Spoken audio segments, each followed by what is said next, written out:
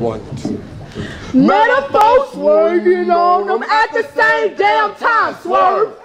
Let's go.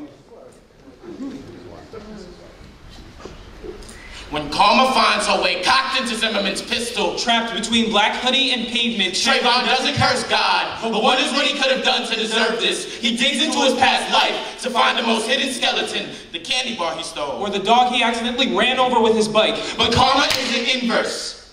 The multitude of acts don't have to balance. Don't bother trying to check. Because the biggest trick that Karma ever played was getting people to believe that she doesn't exist. Come on. It's a swinging pendulum in a hurricane. Line in between what you want and what you think it deserves. Surrounded by a pit of hopelessness, she's like gravity. You can't see her, but she still has the power to bring your ass down. Come on. Collection of karma tokens dangle over the edge, like the coin games at Chuck E. Cheese. I got 1,000 good deeds in my back pocket, but only a Russian roulette of chance. Come on. Man on death row, whose prayers bounce back off walls.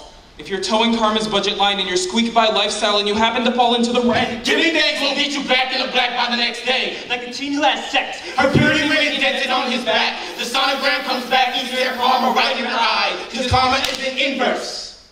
The multitude of acts don't have to balance. Don't bother trying to check. Because Karma can thrash you, chew you like gum until you're stuck between the cracks of her teeth. Trapped. Until she spits you like moonshine. Karma needs no personification. She breathes down your neck, sends chills up your spine, aims a backlasting shot down your throat till you say, this life ain't mine.